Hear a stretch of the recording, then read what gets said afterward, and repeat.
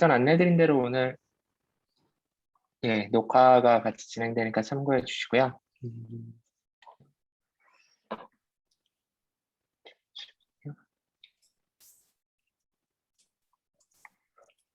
네, 오늘 사실 그 설명의 목적은 그 3.0이 이제 거의 개발 완료 시점에 다다랐고, 그리고 멀티버스 행사에서 이제 한번 소개가 퍼블릭하게 되면 실제로 외부 사용자들이 이제 써보고 싶다고 요청이 많이 올 것 같아요. 그래서 그럴 때 이제 저희 구성원들이 어쨌든 어느 정도 저희 제품이 준비가 돼 있고 어느 기능들이 있는지 좀 면면히 알고 계셔야 될 필요도 있고 또 뭐 직군에 따라서 고객 대상으로 뭔가 큐 사이트를 설명하셔야 될 분들도 있을 것 같아가지고 아직 조금 준비가 더 되어야 되고 또 계속 진행 중인 부분도 있는데 어쨌든 좀 9월이 되기 전에 한번 소개하는 시간들을 가지면 좋겠다는 협의가 있어가지고 준비를 하게 되었습니다. 네, 1시간 정도 진행 예정이고 제가 간단하게 앞에 소개하고 그다음에 박혜리 매니저님이 왜 3.0을 만들었고 어떤 부분들이 좀 기획 의도에 반영되었는지를 아마 2.0과 3.0 비교하면서 설명을 해줄 것 같고요. 그리고 조기수 매니저님이 시연하면서 기능들을 좀 보여주시고 Q&A 갖는 형식으로 진행하도록 하겠습니다.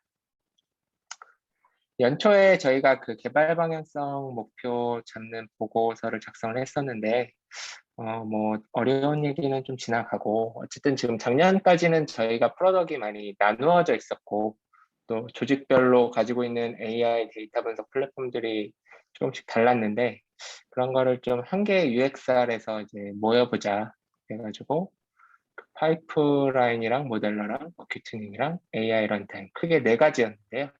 그 네 가지 어플리케이션들을 하나의 사용자 경험으로 조금 녹이는 게 필요하겠다. 라고 해서 처음에는 그 UX만 이제 조금 개편하면서 모이는 형태로 기존 그 백엔드 그대로 가져가는 형태로 생각을 했었는데 생각보다 고쳐야 될 부분들이 많았고 어, 또 2.0에서 3.0으로 옮기면서 그대로 오지 못한 기능들도 있습니다. 그래서 그런 좀 이슈들이 아직 남아있긴 한데 어쨌든 우여곡절 끝에 8월 말까지 1차 개발은 완료될 예정이고 9월에 멀티버스 행사하면 아마 고객향으로 킨사이트가 좀 소개되고 알려지는 시간들이 있을 것 같습니다. 그래서 기획 의도는 작년까지 있었던 각 데이터 분석 플랫폼과 AI 분석 플랫폼들을 하나의 UX로 모으고 또 좀 시장 상황에 맞게 고도화하자 그런 이슈로 진행이 되었다고 보시면 되고요. 크게 이렇게 이제 구성이 되어 있는데요. AI 앱이 통합 UX로 하나의 UX로 설계하는 거 아래에 기존의 에큐 튜닝 그리고 어큐인사이트의 샌드박스와 워크플로우 그리고 AI 런타임 모델 배포하는 AI 런타임까지 이 네 가지 제품군을 하나로 묶는 총 5개의 서브 프로젝트로 나눠가지고 진행을 했다고 보시면 될 것 같습니다. 진행 일정은 이렇게 되고 있는데요. 연초 2월부터 개발은 시작을 했고 사실 6월에 제품 개발이 완료되고 런칭하는 걸 목적으로 진행을 했었는데 아시겠지만 조금 지연 이슈가 있어가지고 지금 8월 말까지 진행하는 거로 이야기가 되었고요. 그리고 그래서 또 끝이 아니라 고도화 2단계를 올해 계획하고 있는데 10월 29일에 아마 릴리즈 2차가 있을 거고요. 그리고 연말에 또 3단계 릴리즈가 있을 예정입니다. 현재 기준으로 보면 오늘이 1차 릴리즈 이제 마감인데 지금 뭐 기존의 그 통합 테스트에도 아마 여기 참석하신 분들이 많이 계실 거고 사용자 테스트 진행하신 분들도 있을 텐데 아직 완성도 측면에서 조금 더 준비되어야 된다고 저는 생각합니다. 그렇지만 어쨌든 이제 고객에게 조금 오픈해야 될 시기는 임박했다고 판단하고 있고 그래서 아마 위에 직책자분들이 이제 이 시기를 기점으로는 외부에 오픈해서 이제 좀 제품을 이제 팔아보자 이렇게 이야기가 될 것 같고요.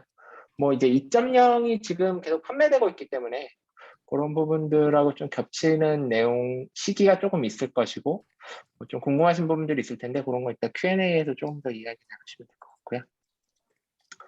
9월 이후 전혀 태스크를 좀 간단하게 말씀드리면, 그 2차 릴리즈하고 3차 릴리즈는 말씀드린 대로 계속 개발이 진행이 될 거고요. 그 개발할 때 주요 개발 항목들은 아직 2.0에 있는 모든 기능이 넘어오지는 않았습니다. 그래서 2.0 기능에 좀 부족한 부분들을 3.0에 채워넣는 것들을 진행할 거고, 데이터 로봇이 저희 쪽 투자가 진행되어서 에큐 인사이트하고 같이 좀 인티그레이션 되는 작업들이 있을 것 같습니다. 그리고 지금 2.0이랑 1.0 사용하고 있는 고객들이 많은데, 이건 좀 난이도가 있고 여러 가지 이슈는 있겠지만, 어쨌든 마이그레이션 작업을 연내 마이그레이션 스크립트를 연내 좀 준비해 보는 것으로 개발은 진행되어지고 있고요. 문서는 지금 세일즈향으로 준비되어 있는 건 크게 두 가지인데, 컴팩하고 세일즈팩이 있고요. 세일즈팩은 한 4월에서 5월 사이에 아마 그 그룹장님이 한번 소개를 했던 걸로 기억이 되고, 약간 현재 기준으로 정비가 조금 필요합니다. 컴팩은 현재 태핑하는 고객들 대상으로 한 2번에서 3번 정도 소개를 했었는데요. 오늘은 그 컴팩 위주로 자료 준비가 어떻게 되어 있는지 조금 말씀드리고, 예, 그렇게 또 좀 인사이트 소개하는 시간들 가지려고 하고요. 매뉴얼은 현재 작업 중이고, 랜딩 페이지는 개발이 완료되었는데 아직 배포는 되지 않았습니다. 근데 요 퍼블릭 사이트에 3.0에 대한 소개와 뭐 어셋들 소개가 있는 랜딩 페이지가 아마 같이 올라올 거고요. 프라이싱 정책은 2.0에 준해서 개발될 거고, 그리고 멀티버스 행사가 이제 9월 초에 있는데, 이후에는 그 고객들, 사용을 좀 원하는 고객들한테 트라이얼 신청을 받아가지고 퍼블릭 환경에서 사용할 수 있게 준비 예정입니다. 이때는 자원의 제약이 약간 있을 예정이고요. 그 제품 사용에서 조금 제약은 있지만 기본적인 기능들은 사용할 수 있게 준비할 거고, 예, 제약이 좀 있지만 자원 제약 같은 것들이 좀 있을 거지만 어쨌든 사용해볼 수 있게 그 준비를 할 예정입니다. 제품 개요 간단하게 그 고객 태핑했던 자료 기준으로 설명을 좀 드리겠습니다. 보통 한 20분 정도 시간으로 소개를 했었고요. 제가 퀵하게 한번 리뷰하도록 하겠습니다. 처음에 트렌드 이야기를 좀 했었는데, 보통 AI와 데이터 분석 트렌드가 네 꼭지가 있는데, 자동화 이슈가 있죠. 자동화는 이제 데이터 분석과 모델링 하는 부분들이 굉장히 그 작업 단계가 많고 반복되는 부분들이 많은데, 그런 부분들에서 최대한 자동화할 수 있는 부분들은 자동화해서 솔루션을 제공해 줘야 된다. 이런 게 트렌드의 한 꼭지로 봤었고, 두 번째는 협업인데, 데이터 사이언티스트들이 이제 작업을 하는 부분들이 보통 개인 노트북이나 개인 환경에서 작업되는 내용들이 많고, 그런 것들을 협업하는 부분들은 아직 많이 부족하고, 또 그런 것들을 뒷받침해주는 뭔가 인프라나 백엔드가 없기 때문에 좀 분석 과제나 분석 프로젝트가 성공을 하려면 각 구성원들 간의 협업이 굉장히 중요하다. 이렇게 좀 가지고 있고요. 사용성에 대한 문제인데, 그 많은 기업들이 이제 AI를 도입하고 분석 과제를 하고 싶어 하지만 아무래도 이제 기술적인 난이도나 엣지한 기술들이 계속 새로 나오기 때문에 그런 것들을 도입하는 데 있어서 굉장히 어려움을 겪고 있다. 이런 이야기를 했습니다. 그리고 지속 가능한 AI 기술에 대한 이야기를 마지막 꼭지로 했는데, 이제 우리가 보통 과제를 수행하면 그 과제가 뭔가 운영에서 정말로 지속적으로 사용되고 사용자 피드백을 받아가지고 뭔가 새로 또 업데이트되고 이런 일련의 흐름을 가져야 되는데, 이제 그런 환경이 준비가 되어 있지 않다 보니까 뭐 분석 프로젝트나 과제가 좀 단발성으로 그치는 경우가 많고 운영 환경 도입까지 가지 못하는 경우도 상당히 많다. 그런 이야기들이 이제 AI 데이터 분석의 좀 트렌드 네 꼭지라고 봤고요. 페인 포인트는 세일즈 팩에 있는 내용하고 거의 비슷한데, 우리가 보통 데이터 분석을 수집하고 모델링하고 배포하고 운영의 4단계로 봤을 때 거기에서 엮이는 사용자 그룹이 4그룹이 있다고 봤고요. 데이터 사이언티스트들과 현업 분석가들과 비즈니스 현업, 그리고 시스템 엔지니어. 이런 네 가지 직업군의 사람들이 각 단계에서 겪는 어려움들이 굉장히 다양하다고 보는 거죠. 그리고 아까 그 트렌드하고도 조금 이제 얼라인돼서 그런 어려움들을 겪고 있다고 보고 있는 거고, 에큐 인사이트가 결국에 지향하는 비전이 뭐냐라고 이야기를 하면 데이터 분석의 엔드투엔드를 지원하는 그런 플랫폼이고 싶어 하는 거죠. 그래서 쉽고 간편한 사용이 가능해야 되고, 여러 이해관계자들이 같이 협업할 수 있는 공간을 제공해야 되고, 최대한 많은 부분들을 자동화할 수 있어야 되고, 그리고 클라우드 환경이 굉장히 다양하기 때문에 그런 클라우드들의 그 여러 환경들을 하나의 플랫폼이 좀 유연하게 제공을 해줄 수 있으면 좋겠다. 네 가지 꼭지로 세큐 인사이트는 계속 발전을 하고 싶다. 커버리지를 갖고 있다. 라고 이해하시면 될 것 같습니다. 예, 진행 속도 괜찮죠? 이상하시면 바로 말씀 주십시오. 그래서 이제 컨셉만 간단하게 여기서는 이제 소개를 보통 했는데, 전처리 기능 차원에서 에큐인사이트가 어떤 컨셉을 가지고 있냐라고 이야기를 하면, 뒤에 그 시연에서 보시겠지만, 이제 파이프라인을 가시적으로 설계할 수 있는 거. 노드들을 끌어다가 데이터 흐름이 어떻게 흘러가고 이런 것들을 보여줄 수 있는 것들과, 또 그 노드들이 굉장히 다양한데, 그 노드들을 최대한 사용자가 어렵지 않게 뭐 데이터 다음에 전 처리해야 되는 노드들에 대해서 자동으로 셀렉션을 해준다거나 모델링 노드들을 군집해서 보여준다던가 뭐 이런 기능들이 있는 거고요. 랭귤러가 2.0에도 있었던 기능인데 조금 더 고도화해서 3.0에서도 엑셀 스타일로 데이터 전 처리를 쉽게 처리할 수 있게 준비하였다 보시면 되고요. 기존의 모델러가 수행하던 부분들은 이제 오토ML과 그 다른 자동화 모델링 도구들을 좀 합쳐서 나누었는데, 기존에 샌드박스가 지원하던 노트북을 띄우는 기능도 당연히 지원을 하고, 엑규 튜닝에 있었던 오토ML 자동으로 모델링하는 것들과, 그리고 비지도 학습인 클러스터링 하는 것들, 그리고 텍스트 데이터들을 GPU 자연을 이용해가지고 레이블링 하는 것들, 이런 꼭지들로 그 앞에서 파이프라인에서 그 만든 데이터들을 모델링 할 수 있는 그 네 가지 꼭지들을 준비했습니다. 이렇게 모델을 만들었다면 이제 배포를 해서 운영으로 넘겨야 되는데, 그렇게 만든 배포 모델들을 원클릭으로 이제 배포할 수 있는 형태의 어떤 UI를 제공을 하고 있고요.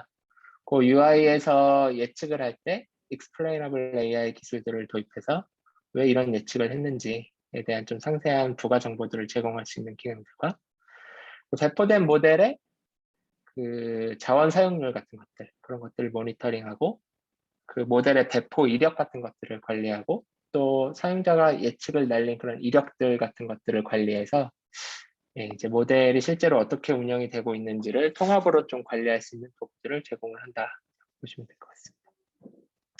인프라 환경은 기존에 2.0에서 하둡 사용하던 환경들을 이제 하둡을 제거하고 K8s 기반으로 동작하는 것들로 변경을 했고요.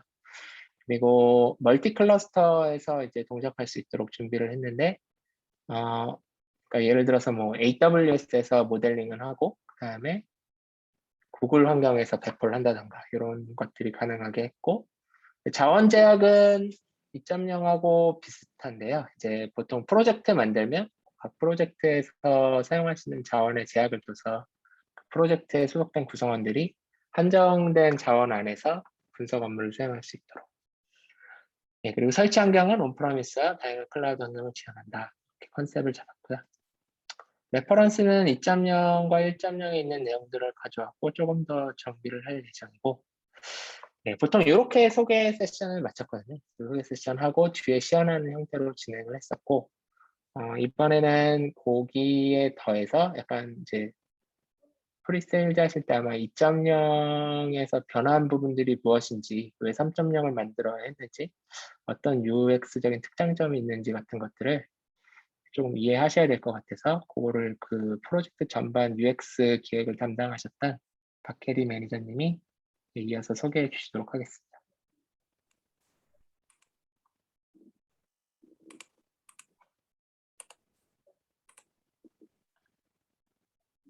네, 이어서 어큐인사이트 3.0의 UX 소개 말씀드린 대로 하겠습니다. 먼저 어큐인사이트 3.0 UX 소개 이 시간에는 저희가 좀 하이 레벨로 좀 크게 목표를 잡았던 사용자에게 주고 싶은 어큐인사이트 3.0의 UX 가치, UX 밸류하고 저희가 2.0에서 3.0으로 통합 플랫폼으로 여러 가지 제품군들을 통합하기 위해 목표로 삼았던 UX 과업의 목표 위주로 설명을 드리게 될 것 같아요. 첫째로 저희가 UX 리서치, 저희가 뭔가 특정한 사용자들에 대해서 이해하고 제품의 기능에 대해서 설계하기 위해 일련의 수행하는 UX 리서치를 진행을 했습니다. 먼저 크게 세 가지로 간접 사용자, 실제로 2.0을 세일즈하시고 고객사에서 운영까지 하셨던 분들과 우리 사내의 CDS, DS 분들, 어큐인사이트를 사용하시기도 했고 안 해보시기도 했던 분들을 대상으로 다양하게 저희가 UX를 설계하는 과정에 걸쳐서 인터뷰를 수행했습니다. 이거는 굉장히 초기의 상황을 알아보기 위한 목적도 있었고 저희가 초안을 설계한 다음에 기능을 확인하기 위해서도 있었고 어느 정도 구현이 됐을 때 오류를 파악하기 위한 용도 이렇게 다양하게 수행을 했었고요. 또 프로젝트 초기에 저희 회사 내에 도메인 전문가분들과 의사결정자분들께 어큐인사이트 3.0 혹은 더 나아가서 더 큰 목표를 추구하기 위해 어떤 방향을 나아가야 하는가를 묻기 위해 비전 워크숍을 수행하기도 했고 또 시장에 나와 있는 뭔가 글로벌 레벨의 경쟁 제품들, 특히 어큐인사이트와 같이 워크플로우에서 노드를 연결해서 데이터 분석 과정을 수행하는 유사한 제품들을 여러 가지를 벤치마킹해서 거기에서 UX의 특장점은 뭐고 어떤 요소가 쉽게 다가갈 수 있는지를 리서치를 했습니다. 이러한 내용들을 바탕으로 저희가 일종의 중간 산출물이라고 볼 수 있는 유저 전이 웹을 도출했는데요. 이거는 기존의 어큐 인사이트 2.0 저희가 개선을 하는 뭔가 시작이 되는 제품을 가지고 특정한 데이터 분석 과제를 수행한다라고 쭉 단계를 그려보고 그것과 저희가 선정한 두 가지 대표적인 경쟁 제품으로 똑같은 과제를 수행했다고 생각했을 때 사용자의 불편함, 만족도, 감정 같은 것이 어떻게 각 제품마다 다르게 나타나는지를 분석해서 결론적으로 어큐 인사이트 2.0의 UX의 단점과 개선 사항과 장점 그리고 뭔가 글로벌 레벨의 벤치마킹할 만한 기능들을 어떻게 수용해야 하는지를 도식화했습니다. 이런 과정들을 통해서 저희가 UX 가치를 도출했는데 그거를 소개하면 첫째로 우리 제품의 접근성을 높여서 다양한 배경의 사용자, 그러니까 CDS건, DS건, 현업 사용자건 이분들의 니즈를 해소할 수 있어야 하고 사용자의 데이터 분석의 엔드투엔드 여정을 함께 할 수 있어야 하고 사용자의 멘탈 모델, 그러니까 이거는 특정한 제품이나 조작될 수 있는 대상을 사용자가 생각했을 때 이게 어떻게 움직일 것이다라고 기대하는 그런 사항이거든요. 이 멘탈 모델과 일치해서 사용하기 쉬운, 즉 직관적인 UI를 가지고 있는 것들을 UX 가치로 삼아서 저희가 추구해야 된다고 결론을 내렸습니다. 그래서 여기에서 저희가 실제로 설계하기 위해서 목표로 이제 내린 네 가지의 목표가 있는데요. 요거에 대해서 쭉 이어서 설명을 할 거고요. 이 페이지에서는 네 가지 포인트만 간단하게 말씀드리겠습니다. 첫째로 계속 반복되고 중요하게 나타나는 내용인데 여러 가지 제품들을 통합했기 때문에 플랫폼의 엔드투엔드 영역에서 일관성 있는 UX, UI를 제공해야 한다는 것.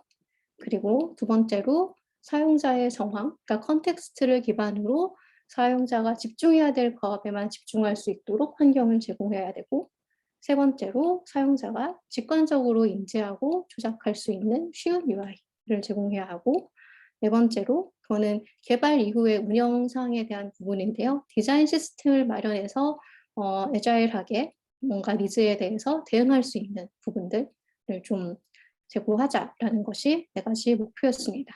요거에 대해서 각각 쭉 설명을 드리겠습니다. 첫째로 엔드-투-엔드 전 영역에서 일관성 있는 UX, UI 제공. 저희가 어큐 인사이트 3.0을 설계하고 기획하는 데 있어서 가장 어려운 점은 사실 통합될 수 있는 구심점이 있어서 그걸로 뭐 헤쳐모여 하는 것이 아니라 각각의 다 각기 다른 제품들이 각기 다른 UI와 룩앤필을 가지고 있고 백엔드가 다르기 때문에 드러나는 조작 방식도 다르고 로그인이나 뭔가 사용자를 관리하는 체계들도 다 다르기 때문에 이것들을 다 통합할 수 있는 구심점을 저희가 만들어야 했다는 것입니다. 그래서 일단 저희는 그러한 구심점을 기존의 파이프라인 그리고 워크플로우 요 내용 요 모듈이라고 생각했고요.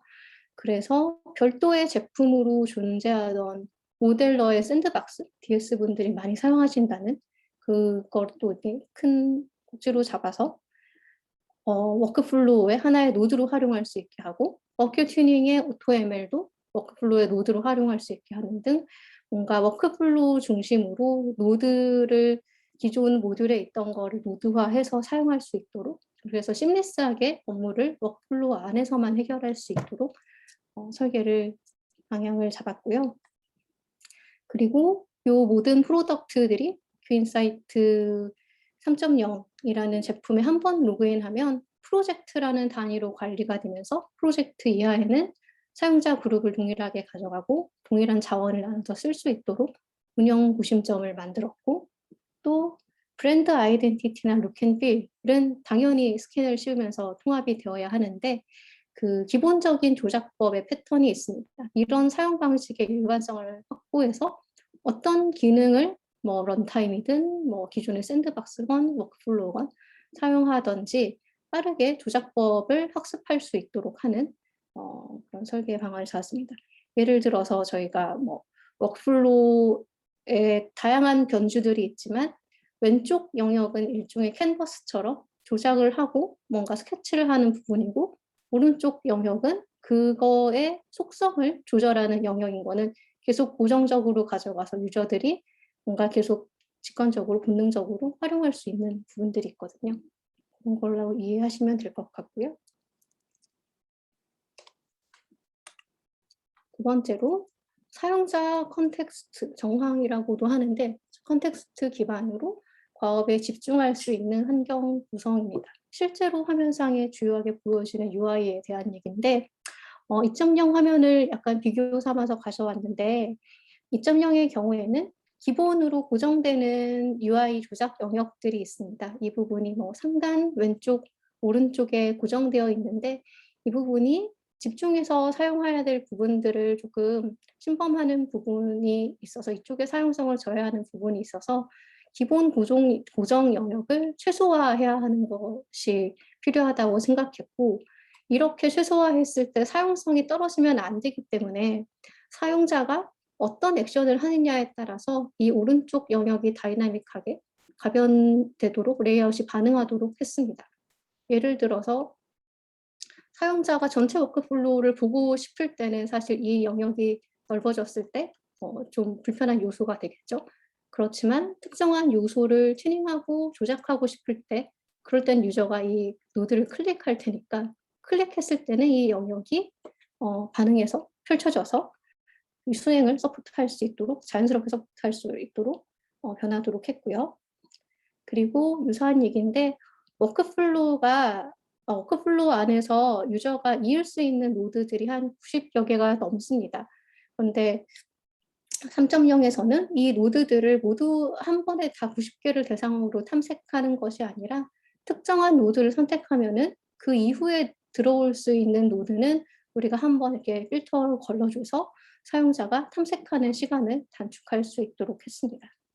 그리고 노드들이 사실 주가 되는 부분이라 노드의 구분, 그러니까 저희가 보통 전처리, 데이터, 모델링, 작업 노드 그런 식으로 카테고리가 구분이 되는데 이 구분들이 단순하게 노드상에 들어가는 아이콘 정도로만 구분하는 게 아니라 노드 자체의 형태와 컬러 코딩을 줘서 한눈에 명확하게 구분이 되도록 했고 요렇게 명확하게 구분을 했더니 워크플로우 영역을 사용자 니즈에 따라서 막 축소하거나 확대를 하더라도 시인성이 유지가 되고, 또 이렇게 주변에 펼쳐지는 UI도 이렇게 UI가 단순화되긴 했지만 다이내믹하게 반응하면서 정보량이 떨어지지는 않도록 했습니다. 그리고 세 번째로 사용자가 직관적으로 인지하고 조작 가능한 UI. 이것은 어떤 배경 지식을 가진 사용자나 데이터 분석에 대한 베이스가 있는 사용자나 쉽게 사용할 수 있도록 서포트할 수 있는 장치에 대한 내용인데요. 첫 번째가 온보딩 가이드에 대한 내용입니다. 그러니까 온보딩 가이드라는 거는 보셨을 수도 있는데 특정한 제품을 처음 사용할 때 말 그대로 온보딩을 할 때 이 제품에 대해서 필수적으로 알아야 할 내용들, 그리고 뭐 조작을 해봐야 하는, 약간 테스트 삼아서 해봐야 되는 것들을 팝업이나 뭐 애니메이션으로 제공하면서 이 제품의 학습을 돕는 그런 UI 장치인데요. 그래서 워크인사이트 3.0에서도 최초 접속 시 혹은 사용자가 반복해서 보고 싶다면 반복해서 실제 화면상의 UI를 좀 중요한 것들을 하이라이트하고 그것에 대한 설명을 차근차근 보여줘서 필수적으로 익혀야 되는 사용법을 익히고 사용자가 또 이 제품에 대해서 흥미를 갖고 계속 탐색할 수 있도록 유도하도록 했습니다. 그리고 두 번째로 그 다양한 이해도의 사용자 보조라고 되어 있는데 사실 기능이 많고 기능이 굉장히 깊고 다양하다 보니까 이것들을 나타내는 기능명 그리고 그것에 대한 설명들이 관리하기가 굉장히 어려웠습니다. 그리고 2.0 기준에서는 영문에 약간 후드명처럼 표기되어 있는 부분도 있고 가이드성 문구라고 표기되어 있는데 가이드로서의 역할로는 좀 부족한 부분들도 있어서 저희도 역시 이 데이터 분석 과정에 대해서 이해를 하면서 정말 초보 레벨의 그 분석가 입장에서 이것을 이해할 수 있는가 없는가를 판단할 수 있었거든요. 그래서 이 기능명을 최대한 풀어쓰고 보시는 뭐 툴팁 같은 고유 장치로 최대한 설명을 제공할 수 있도록 했습니다. 세 번째는 템플릿으로 퀵하게 특정한 기능을 쓸 수 있게 하는 건데요. 보통은 워크플로우가 비어있는 상태에서 많이 사용들을 하시는데 특정한 사용자들의 니즈나 숙련도에 따라서 사용하고 싶은 기능을 빨리 런칭하고 그걸 런칭하면 어느 정도 그 기능이 좀 뭐랄까 스트럭처가 되어 있어서 바로 쓸 수 있게 하는 템플릿이 있습니다. 주로 많이 사용하실 법한 샌드박스나 노트ML 같은 것들이 워크플로우를 최초에 사용할 때 템플릿으로 제공을 해서 빠르게 조금 더 쉽게 진행하실 수 있도록 의도를 했습니다. 마지막으로 디자인 시스템을 저희가 마련해서 뭔가 개발이나 향후 뭐 제품 확장에 대해서 빠르게 대응할 수 있도록 한 부분인데요. 이것은 뭔가 대외적으로 보여지는 것보다는 내부적으로 개발이 더 원활하고 빠르게 대응할 수 있다라는 그런 요지에서 포함을 시켜봤습니다. 저희가 그 사용하고 있는 그 설계에 사용하고 있는 툴이 UI 디자인 컴포넌트나 UX 설계에 있어서 뭔가 좀 체계적으로 관리를 할 수 있는 설계 도구를 쓰고 있어요. 이거를 저희가 설계할 때도 쓰고 웹조 디자이너 분들도 요거를 통해서 쓰시고 커뮤니케이션 하는 전반에 쓰고 있어서 확실히 이 커뮤니케이션 코스트가 최소화되고 UI 일관성을 유지하는 데도 도움이 된다라고 보였고요. 그리고 향후에 뭐 계속해서 유저 테스트도 하시고 뭐 사용성 평가도 계속 할 텐데 그거에 대한 요청도 이러한 체계를 기반으로 하면은 훨씬 더 빠르게 대응할 수 있는 것으로 보시면 되겠습니다. 그리고 마지막으로 사용성 품질 확보를 위한 가이드라고 명시해 있는데 사실 그 한 제품을 경험하는 데 있어서 UI나 뭐 디자인, 룩앤필 이런 것도 중요하지만 굉장히 미세하게 사용의 이해에 영향을 미치는 것들이 있거든요.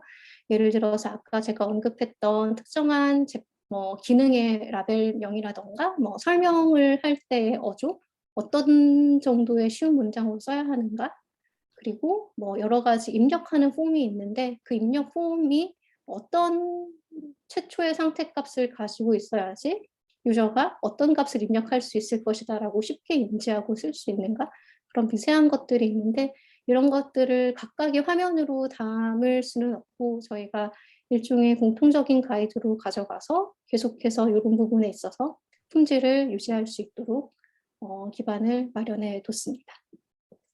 네, 여기까지 저는 저희가 추구하는 UX 밸류와 버큐 인사이트 3.0 설계하면서 추구했던 목표 4가지에 대해서 설명했습니다. 그러면 주규수 매니저님께서 현재까지 구현하신 기능을 시연하시겠습니다. 네, 안녕하세요. 조기수입니다. 앞서 들으셨던 기획 의도랑 UX의 방향에 따라서 저희가 아핀세트 3.0이라는 이름으로 이제 개발을 하게 되었고요. 요거에 대해서 이제 간단하게 시연을 좀 보여드리겠습니다. 지금 보고 계시는 이 화면이 이제 메인 화면이고요. 사용자로 로그인을 했을 때 제일 처음 보실 수 있는 화면이라고 보시면 됩니다. 위쪽에는 대시보드라고 그 사용자가 이제 노드 중에 좀 이따 이제 말씀을 드리겠지만 워크플로우에 스케줄을 걸어놨던 그런 내용들이 얼마나 진행됐고 몇 개가 완료되고 실패됐는지의 현황을 보실 수가 있고요. 나머지 AutoML이나 레이블링 클러스터링에 대한 부분 그리고 샌드박스 중에 이제 주피터 랩이나 RStudio 떠 있는 이런 부분들을 한눈에 보실 수가 있어요. 중간에 이제 모델 생성 상태나 샌드박스의 상태는 저희 시스템에서 실제로 자원을 계속 차지하면서 돌고 있는 부분이라서 현재 얘가 자원을 얼마나 먹으면서 돌고 있는지를 좀 한눈에 보실 수 있도록 이렇게 구성을 하였습니다. 그리고 관리자의 경우에는 아래쪽에서 자원 관리 부분을 따로 보실 수가 있고요. 네, 전체 할당된 자원들 중에 CPU나 메모리 GPU가 얼마나 쓰고 있는가 또 클릭해서 들어가시면 각 뭐 프로젝트나 네임스페이스별로 설정된 자원 중에 얼마나 쓰고 있는지를 보실 수가 있습니다. 그리고 잠시 이제 데모를 위해서 데모 계정으로 접속해서 좀 보여드릴게요.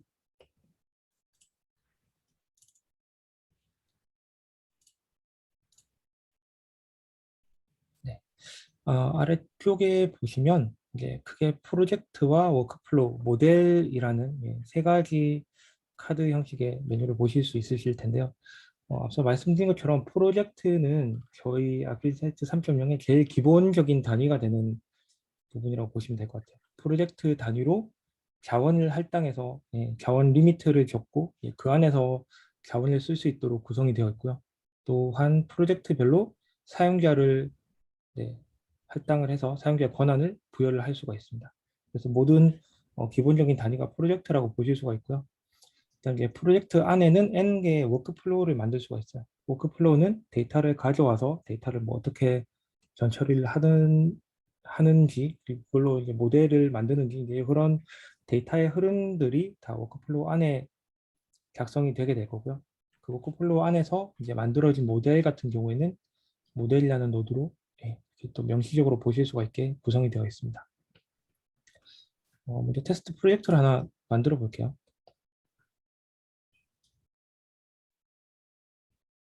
네, 시간이 걸리는 거는 지금 클러스터에서 지금 유효 자원을 확인하는 부분인데 이거는 좀 수정을 할 예정입니다. 시간이 좀 걸려서 프로젝트 제목과 내용을 입력을 하게 되면 바로 프로젝트를 생성하실 수가 있고요.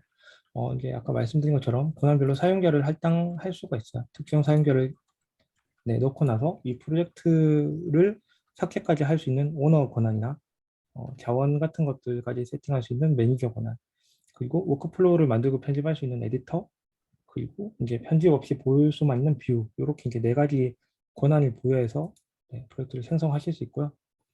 아래쪽에는 클러스터를 설정할 수가 있습니다. 이제 뭐 쿠버네티스 위에 만들어 놓은 클러스터를 선택을 하게 되면 이제 그 클러스별로 이 프로젝트의 자원을 설정할 수가 있어요. 이게 리미트를 설정하는 거고, 이건 이제 항상 차지하고 있는 건 아니고, 이 프로젝트 안에서 등록되는 워크플로우에서 사용하는 이제 노드들이 어느 정도 자원 안에서 돌 것인가를 여기서 설정을 하게 됩니다. GPU가 필요하면 여기서 이제 추가도 하실 수 있고요. 요 뭐 스몰, 미디움, 라지라는 건 이렇게 관리자 페이지에서 각각의 이제 전체 시스템 가용량을 보고 설정을 하실 수가 있고요.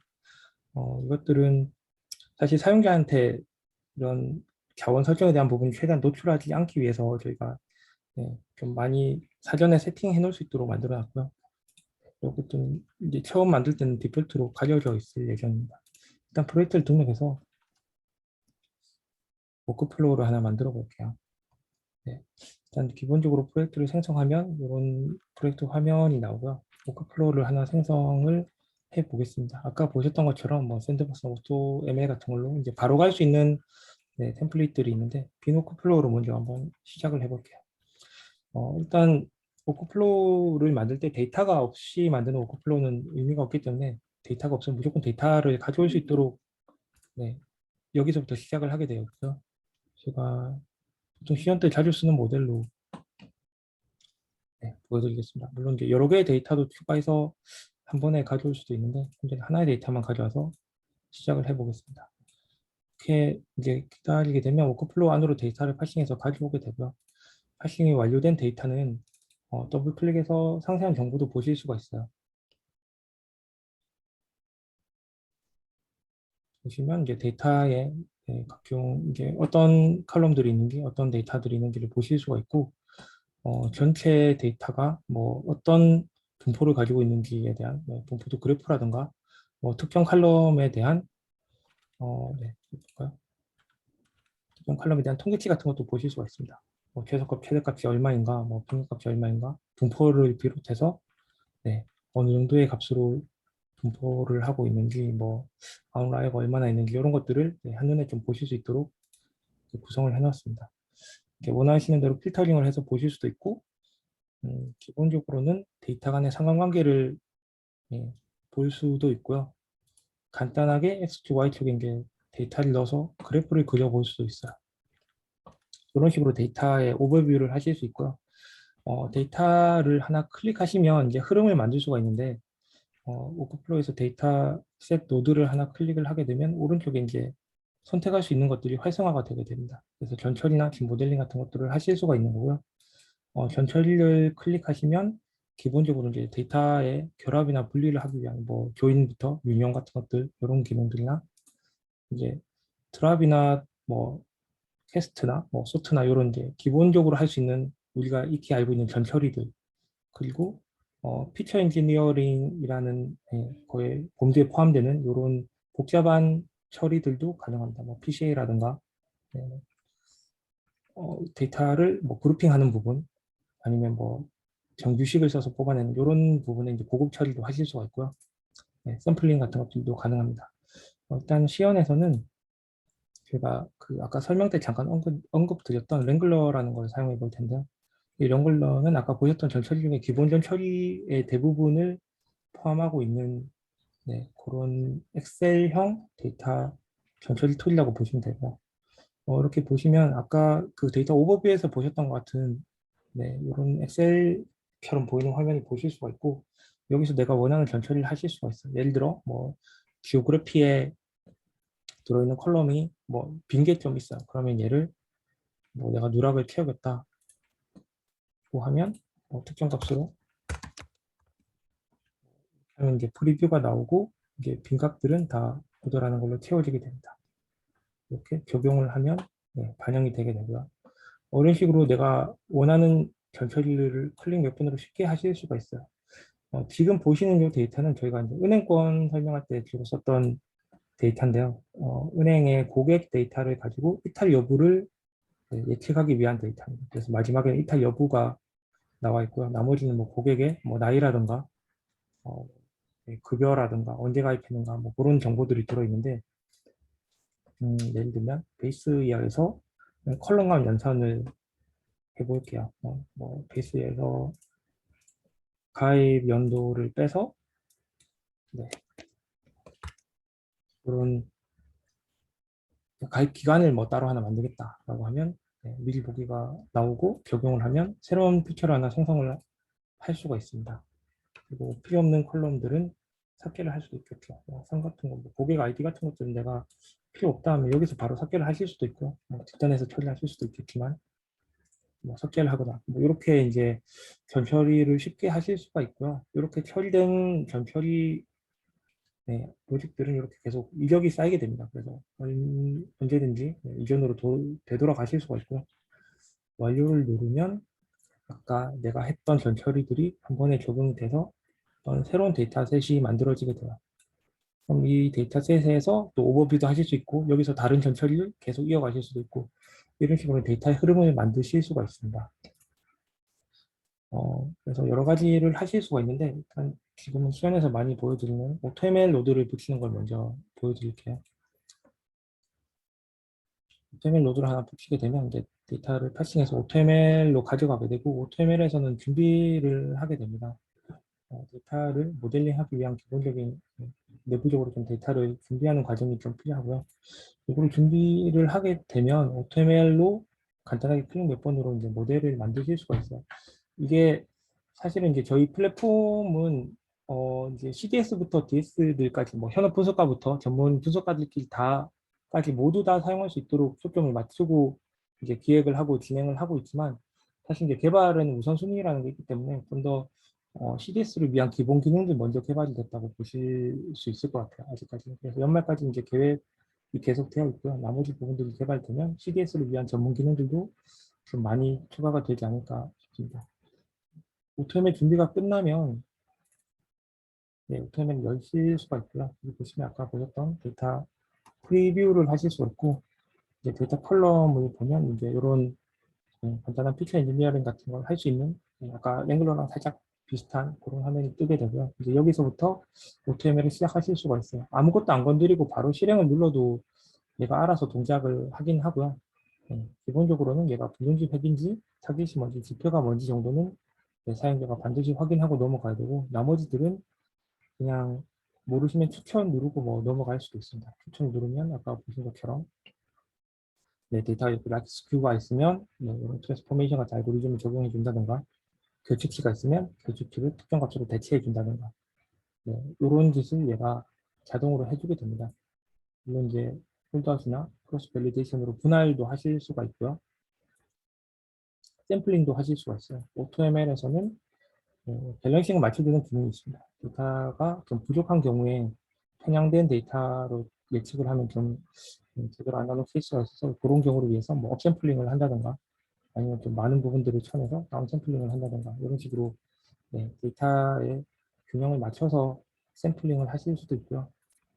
또 고급 설정에서도 따로 설정을 하실 수가 있습니다. 타임아웃을 건다든가 뭐 앙상블을 한다든가 알고리즘을 선택한다든가 뭐 이런 것들을 하실 수가 있고요. 사실 이제 AutoML 같은 경우는 되게 CDS를 위해서 만든 기능이긴 하지만 저희는 이제 전문가분들도 좀 귀찮은 부분을 많이 생략할 수 있도록 이제 제공을 하려고 하거든요. 예를 들면 내가 뭐 스드부스트만 쓰겠다라고 해서 그냥 스드부스트만 클릭하고 선택하면 자동으로 얘가 하이퍼 파라미터 튜닝을 해줄 거고요. 그 하이퍼 파라미터 튜닝된 소스를 가지고 내가 좀 이제 고쳐서 쓰거나 뭐 이런 식의 이제 플로우도 만들려고 지금 기획 중에 있습니다. 이런 식으로 이제 내가 선택해서 실행을 하면 이제 실행이 되게 되고요. 또 실행하는데 시간이 조금 걸리기 때문에 미리 만들어 놓은 걸로 보여드리겠습니다. 이런 식으로 이제 AutoML이 완료되게 되면 리더보드라는 게 생성이 되게 됩니다. 리더보드에는 이제 AutoML이 돌렸던 다양한 알고리즘과 뭐 영상을 했던 내용과 하이퍼 파라미터 튜닝했던 내역들이 이제 순위별로 저희가 이제 테스트랑 밸리드 셋을 체크를 해서 밸리드 점수가 가장 높은 순서대로 쭉 리더보드가 생성이 되게 되고요. 가장 점수가 높은 모델은 자동으로 배포까지 되게 됩니다.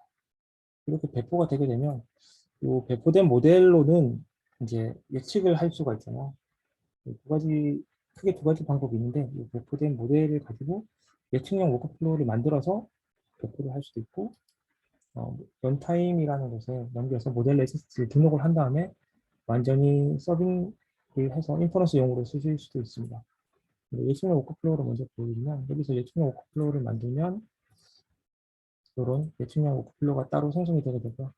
아까랑 똑같은 로직에 똑같은 전처리, 똑같은 모델을 가지고 얘들은 변경할 수 없이 인풋 데이터를 넣으면 이제 아웃풋 데이터가 나오는 이런 식의 예측용 플로우를 따로 만들 수가 있습니다. 이거를 아까 그 플로우에서 바로 만들지 않고 이렇게 따로 플로우를 생성한 거는 이렇게 하면 이제 인풋 데이터나 아웃풋 데이터에 대한 설정들을 따로 할 수가 있거든요. 명시적으로 따로 할 수가 있고 이 플로우 자체를 이제 배치를 돌릴 수도 있어요. 그래서 특정 데이터가 계속 들어오면 여기 넣어서 얘를 배치를 돌려서 특정 아웃풋 데이터를 계속 뽑아내는 이제 이런 것들을 좀 따로 할 수가 있기 때문에 명시적으로 좀 따로 뽑아냈고요.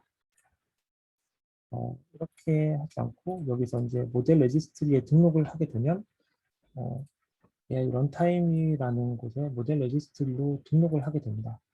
등록을 하게 되면 아까 보셨던 그 전처리 로직과 모델을 가지고 새로운 이미지를 하나 만들게 되고 그 이미지를 새로운 자원에다가 완전 별도의 자원에 새로 배포를 해서 거기서 이제 서빙을 해 놓을 수가 있어요. 이거는 이제 응용용으로 쓸 수도 있고 고객이 이거를 바탕으로 다른 애플리케이션을 만들 수도 있겠죠. 그래서 지금 서빙을 해 놓으면 지금 이제 제가 미리 올려놓은 상태고요. 아까 그 모델 이용해서 서빙을 해 놓으면 이렇게 그 서빙된 데마다 하나의 엔드포인트가 생성이 되게 됩니다. 이 엔드포인트에 지금 이제 태블릿 데이터이기 때문에 JSON 형태로 인풋을 주게 되면 JSON 형태의 아웃풋이 나올 거고 제가 미리 세팅하는 게 있어요. 이 엔드포인트에 특정 데이터를 넣어서 뽑아내는 예측된 이런 이적들은 여기 예측 이적에 따로 다 쌓이게 되고요.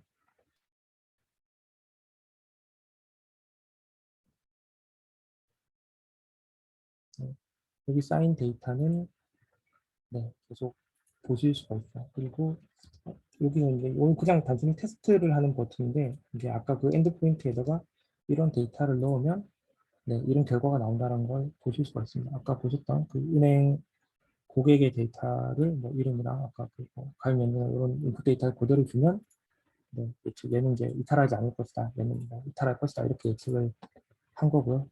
이런 식으로 계속 이 엔드포인트에다 계속 날려서 데이터를 예측을 할 수가 있어요. 그리고 이제 런타임도 계속 고도화를 하고 있는 부분들이 모델 드리프트라고 저희가 이제 처음에 트레이닝 했던 데이터부터 이 점점 넘어오는 예측하는 데이터가 얼마나 많이 벗어나는가 그리고 이제 컬럼별로 피처별로 얼마나 얘가 인계값을 넘으면 나한테 이제 좀 알려주겠다 이런 것들을 이게 데이터 드리프트가 크게 발생을 하게 되면 그 모델의 신뢰도가 떨어지기 때문에 그런 것들을 체크할 수 있는 이런 기능이라든가 제가 이제 간단하지만 그 explainable AI를 적용한 모델 해석 부분도 지금 개발 중에 있습니다. 이런 식으로 이제 아까 보신 것처럼 특별한 코딩 없이 데이터를 가져와서 전처리하고 모델링하고 런타임에 배포해서 서빙하는 것까지 간단한 플로우로 만들 수 있는 게 이제 저희 플랫폼의 장점이고요. 이거 이외에도 이제 사실 고급 사용자를 위한 부분이 있는데 이제 실제로 이제 데이터 사이언티스트 분들은 코드를 더 많이 선호하시기 때문에 샌드박스를 더 많이 쓰실 거예요. 비트랩 같은 걸 쓰시게 되는데 이때도 다른 워크플로우처럼 이렇게 플로우를 흘려가면서 만드실 수가 있습니다. 아까 그 데이터처럼 데이터를 가져온 다음에 그 뒤에 이제 샌드박스를 연결하게 되면 이렇게 이제 접속이 되거든요. 큐피터랩 안으로 그 앞에 연결했던 데이터셋이 그대로 넘어오게 되고요. 그건 이렇게 바로 인풋을 하셔서 쓰실 수가 있습니다. 그래서 뭐 모델링을 하든 전처리를 하든 EDA를 하든 하시고 싶은 역할을 하시면 되고요. 또 데이터를 그냥 간단하게 특정 뭐 파일로 이렇게 내보내게 되면 그 파일을 여기서 다시 뽑아올 수가 있어요. 이걸 클릭하고 데이터셋을 QQ해서 내가 아까 만들었던 데이터셋을 클릭해서 워크플로우로 이렇게 뽑아올 수 있습니다. 뽑아오면 뽑아온 데이터셋을 가지고 내가 뭐 다른 역할을 할 수 있겠죠. 다른 전처리를 할 수도 있는 거고 뭐 트레이너를 다시 돌려볼 수도 있는 거고 다른 샌드박스에 넣을 수도 있는 거고 이런 식으로 이제 흐름을 계속 이어가실 수가 있고요. 또한 이 샌드박스에서 내가 특정한 모델링을 하겠다라고 하면 뭐 그냥 여기서 모델링을 하고 끝내실 수도 있지만 여기서 저희가 제공하는 템플릿을 사용하실 수도 있어요. 저희가 제공하는 템플릿을 사용해서 네, 전처리랑 그 모델하는 부분들을 템플릿에 따라서 만들게 되면 여기서 이제 모델 추출이 가능합니다. 모델 추출을 하게 되면 아까 AutoML 노드 뒤에 붙었던 모델 같은 것들이 여기 떨어지게 되고요. 그 모델을 이용해서 똑같이 런타임에 네, 등록을 한 다음에 거기서 이제 서빙을 해서 또 엔드포인트를 따서 예측용으로 쓰실 수가 있습니다.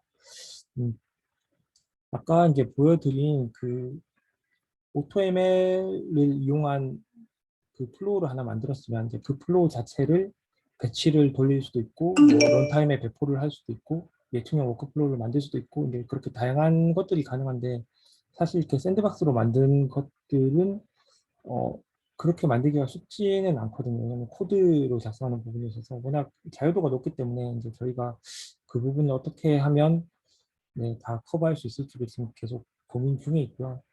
웬만한 부분들은 다 지금 준비가 되어 있습니다. 이제 개발할 네, 저희 예정 목록에 다 포함되어 있어서 궁극적으로는 이 샌드박스를 이용해서 뭔가 전처리를 하거나 모델링을 하더라도 아까 오토ML로 만든 것처럼 뭐 배치를 돌린다던가 그걸로 모델링을 해서 예측용으로 돌려본다던가 런타임에 배포를 한다던가 이런 플로우가 네, 전부 다 동작을 하도록 네, 만들 거고요. 지금 이제 조금 안 돼 있는 부분이 있습니다. 이제 그 중에 뭐 이렇게 그 샌드박스가 포함되어 있을 경우에 지금 요 플로우 자체를 이제 배치를 돌린다던가 뭐 네, 요 안에서 만든 모델을 가지고 아까 같은 예측용 워크플로우를 만든다던가 이런 부분들은 지금 개발 예정에 있고요. 아마 계획상으로 9월 안에는 개발이 완료될 것 같아요. 그래서 그 정도가 되면은 DS 분들한테도 충분히 네, 쓰실 만한 툴이 될 것 같고요. 그래서 CDS와 DS를 네, 향한 이런 네, 개발이 진행되고 있다고 말씀드릴 수 있을 거고 그리고 추가적으로 이제 저희가 이렇게 플로우를 하나 만들게 되면 이렇게 데이터가 중간중간에 떨어질 거잖아요. 가져온 데이터도 있을 거고 전처리한 데이터도 있을 거고 아까 예측용 워크플로우에서 떨어지는 이제 결과 데이터도 있을 거고 그 데이터를 가지고 저희가 차트를 생성할 수가 있습니다. 그런 식으로 뭐 예를 들면 뭐 자면서 성별이 뭐 얼마나 되는가 이런 식으로 이제 차트를 여러 개를 그릴 수가 있고요. 이런 차트들을 이용해서 다른 리포트를 생성을 할 수도 있어요. 리포트를 아까 제가 미리 만들어 놓은 차트들이 좀 있는데 네, 이런 차트들을 이용해서 끌고 온 다음에 네, 이런 식으로 뭐 리포트를 하나 만들어서 네, 하나의 문서 형태로 만들 수도 있고요. 이거를 뭐 PDF 같은 걸로 저장을 하실 수도 있습니다. 그리고 지금 이제 추가 개발 예정으로 되어 있는 부분들은 이런 차트들을 이제 대시보드 형태로 제공할 수 있도록 하는 기능들을 지금 네, 개발할 예정이거든요. 그렇게 되면 이제 데이터가 뭐 배치가 돌면서 실시간으로 계속 바뀌면 그런 바뀌는 데이터에 대한 정보들을 대시보드로 보실 수가 있고 또 네, 이런 데이터들을 아래 샤이니처럼 좀 다이나믹하게 네, 보실 수 있는 그런 것들도 만들고 있습니다. 그리고 기존에 이제 2.0에 있던 기능들도 많이 가져오고 있는데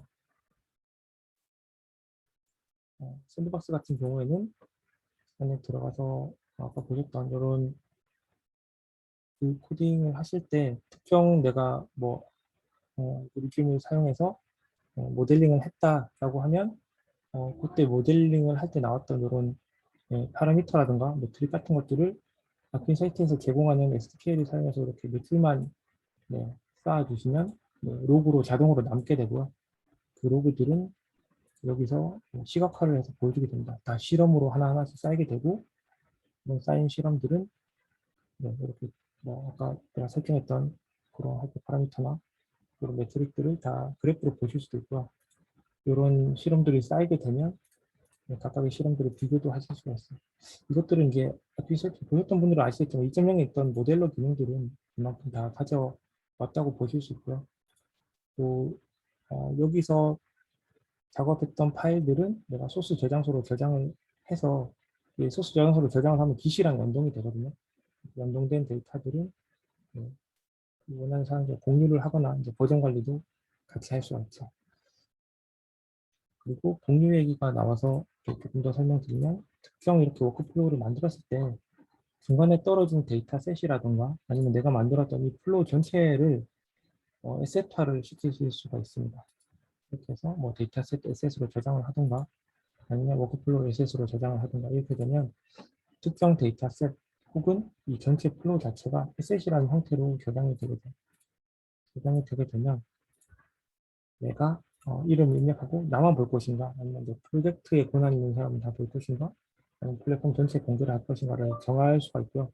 이런 식으로 저장한 에셋들은 그 위에 에셋이라는 메뉴에서 다 보실 수가 있습니다. 데이터셋 에셋이나 워크플로우 에셋들은 다 여기에 설명과 함께 쌓이게 되고요. 이 에셋으로부터 새로운 워크플로우를 시작할 수도 있죠. 나는 아까 테스트 프로젝트에 워크플로우를 새로 만들겠다 하면 그 데이터셋을 가지고 이제 새로운 워크플로우를 만들어 볼 수가 있는 거예요. 이런 식으로 활용도 하실 수가 있습니다. 지금까지 이제 저희 아피스트 3.0에 대한 전반적인 시연을 보여드렸고요. 아까 말씀드린 것처럼 좀 그 샌드박스랑 그 런타임이랑 좀 연동하거나 샌드박스에 있는 특정 파일을 이제 뭐 스케줄링 돌린다던가 이런 부분들은 사실은 코드로 돼 있던 부분들을 이제 워크플로우 상으로 가져오는 부분이라서 UX적인 부분을 좀 많이 고민을 하고 있거든요. 어떻게 하면 사용자가 좀 더 직관적으로 편하게 가져와서 우리가 의도한 것처럼 원하는 그런 플로우를 만들어서 돌릴 수 있을까? 그걸 고민해서 좀 만들고 있고요. 그런 것들이 적용되면 아마 지금보다는 훨씬 네, 깔끔하게 CDS와 DS 모두 만족할 수 있는 플랫폼이 될 거라고 생각을 합니다. 시연은 여기까지 네, 보여드리고요. 이제 Q&A 시간을 갖도록 하겠습니다. 좀 질문이나 뭐 궁금한 거 있으시면 언제든지 말씀하시면 됩니다. MCM과 런타임 시연도 볼 수 있을까요? 라고 질문을 주셨는데 MCM은 여기 적용은 되지 않아요. 2.0 같은 경우는 이제 하둡 기반이라서 MCM이 거의 필수로 들어갔는데 3.0은 저희 이제 쿠버네티스 기반으로 되면서 MCM은 해당 사항이 없어졌습니다. MCM이 필수가 아니게 되면서 MCM이랑 연동할 일은 없을 것 같고요. 물론 이제 네, MCM을 하둡을 쓰는 고객한테 MCM을 따로 제공할지는 좀 요거랑은 별개의 문제인 것 같고요. 네, 그래서 MCM은 없다고 보시면 되고 대신에 이제 하둡에 있는 HDFS나 하이브를 연동해서 데이터를 가져오거나 내보내는 기능이 이제 붙을 거거든요. 거기에 이제 하둡 클러스터를 설정하고 등록을 한 다음에 거기에다가 이제 데이터를 내보내거나 가져오는 기능이 추가가 될 예정입니다. 그리고 런타임 시연은 아까 잠깐 보여드렸었습니다.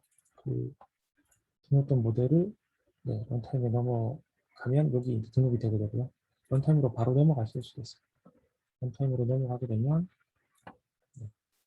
그 런타임과 아까 그 저희 통합교 보셨던 3.0 런타임도 이제 3.0이긴 한데 통합교과 런타임 쪽은 눈에 보이진 않지만 프로젝트는 1대1로 대응을 하고요. 여기서 같은 프로젝트가 생기게 되면 런타임에도 똑같은 프로젝트가 생긴다고 보시면 되고 그 프로젝트 안에서 이제 별도의 자원을 사용해서 서빙을 한다고 보시면 될 것 같습니다.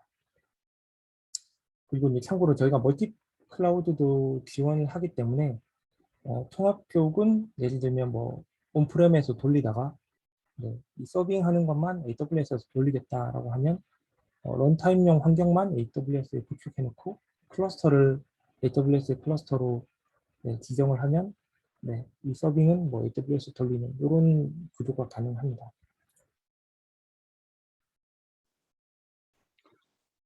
안녕하세요. 데이터 플랫폼으로 곽희석입니다. 네네.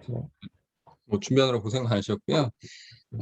몇 가지 질문이 있는데 최근에 강택 팀장이랑 여기 프리세일즈 활동을 같이 하다 보니까 고객사 제일 큰 관심사 중에 하나가 기존에 만든 모델들을 어떻게 통합할래 이 부분이 있거든요.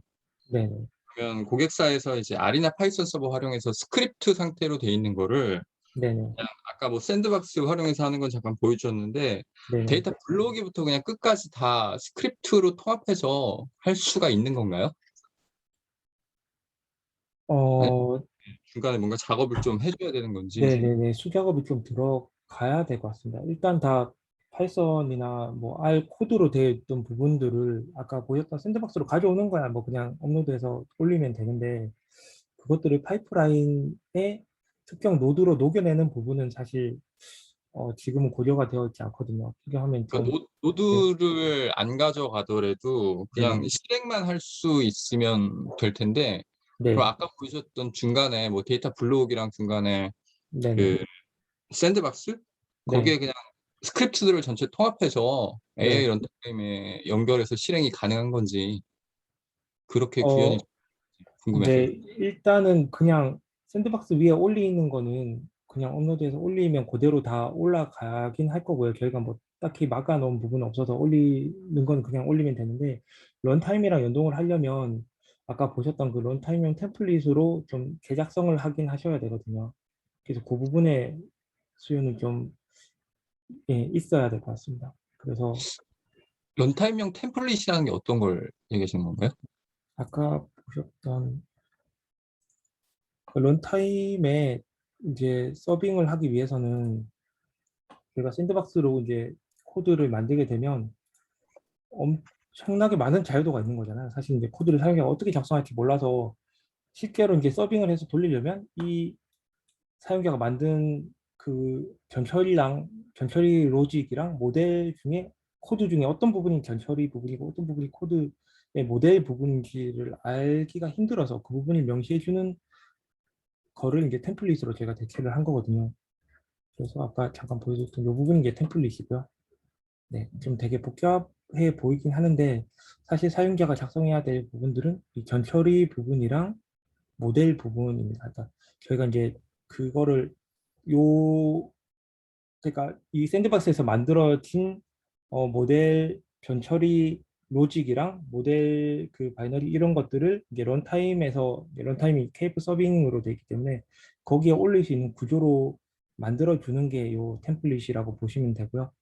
음. 여기서 이제 전처리 코드들이랑 모델에 예측하는 그 코드 부분들을 특정 그 파이썬 파일 안에 예, 작성을 해 주셔야 됩니다.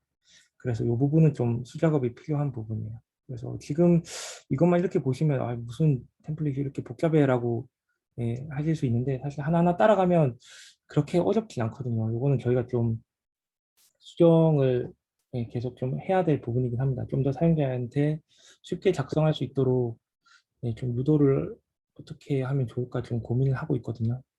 그래서 사실은 스크립트가 돌아가기만 하면 되잖아요. 네네 맞습니다. 스크립트 돼 있으면 굳이 네네. 템플릿을 이렇게 써야 될까 싶어서 아 근데 그런 이게 계획이 있으신가?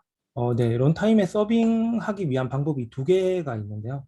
하나는 여기서 이제 뭐 샌드박스로 만들든 아까 같은 OTML로 만들든 뒤에 모델 로드를 떨어뜨려야 돼요. 이렇게 모델 로드를 떨어뜨린 상태에서 이제 여기서 넘어가는 거죠. 모델 로드를 떨어뜨린 상태에서 네, 여기서 이제 런타임에 등록을 해서 런타임에 등록을 하는 방법이 있고 런타임에서 아니면 뭐 직접 등록할 수도 있긴 합니다. 여기서 모델 버전 추가를 해서 만든 모델들을 네, 저희가 원하는 형태로 그냥 패키징 한 다음에 버전 고르고 여기 바로 올릴 수도 있긴 하거든요. 이것도 물론 몇 개쯤 맞춰야 될 건 있긴 한데 네. 네, 이렇게 두 가지 방법으로 런타임에 올리실 수가 있어요. 그래서 서빙을 하기 런타임에 위해서는 사용자 코드에 기존의 코드 그냥 인티그레이션해서 올려도 가능은 할 것 같다는 말씀이시네요.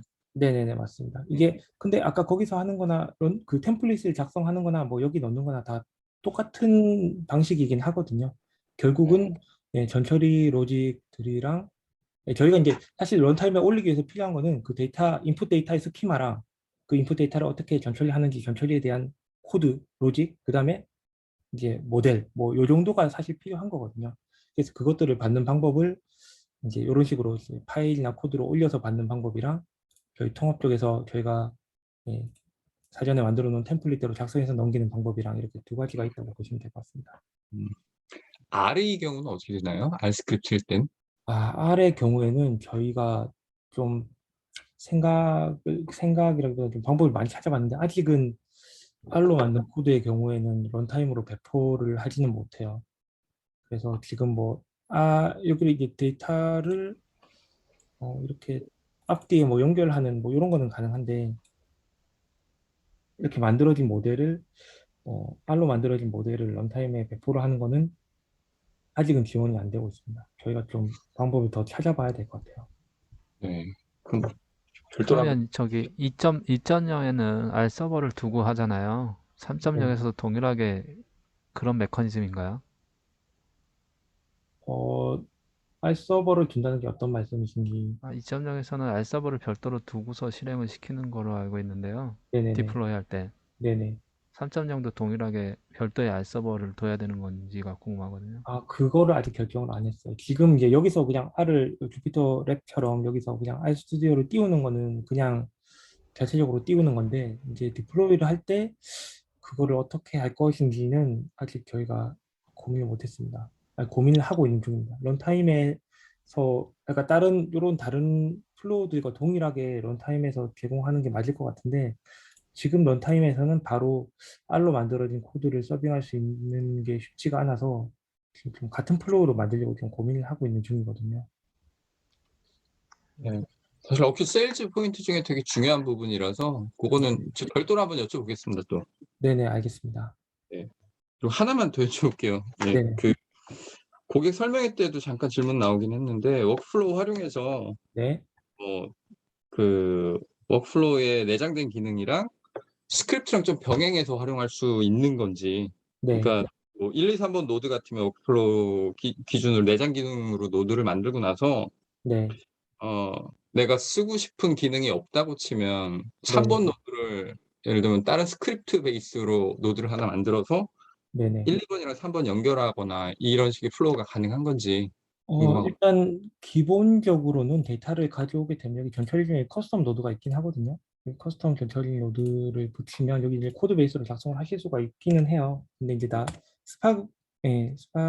파이스파 코드로 작성을 하셔야 되는 부분이라서 좀 뭐 그런 부분도 있고 이제 사실 여기 이제 라이브러리를 내 마음대로 임포트를 할 수가 없는 부분이 좀 있긴 해서 약간 제한적이긴 한데 간단한 거라면 여기서 이제 작성을 하시면 되고요. 아웃풋 DF에다가 내가 원하는 코드를 넣어서 하면은 그다음 이제 데이터 셋더리를 계속 붙여서 작업을 하시면 될 것 같고요.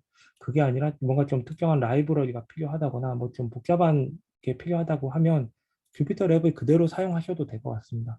이거를 사용하셔서 그냥 하면 저희가 지금 구성하고 있는 게 이렇게 만들어진, 그러니까 이런 식으로 만들어진 플로우 자체를 이제 스케줄링을 돌리거나 할 수 있도록 만들려고 하거든요. 그때 이제 이 샌드박스 노드 자체를 돌릴 수는 없으니 아마 파일 베이스가 될 것 같은데 뭐 좀 이제 기획하는 거에 따라서 펑션 베이스가 될 수도 있지만 어떤 특정 파일을 선택하면 그 파일을 가지고 이렇게 돌 수 있는 거예요. 그러니까 그 파일을 가지고 코드를 작성하실 때 특정 데이터를 가져와서 내 마음대로 전처리를 하고 네, 다시 특정 파일로 내보내는 거를 만들어 놓으시면 이 플로우를 돌리면 그냥 돌 거거든요. 그대로. 네, 그런 식으로 활용하실 수가 있을 것 같습니다. 네, 알겠습니다. 네, 안녕하세요. DT 익스퍼트 그룹 김용욱 매니저인데요. 네네. 저도 오늘 그 설명 들어보니까 UI라든가 이게 엄청 깔끔해져서 엄청 매력적으로 보일 것 같고요.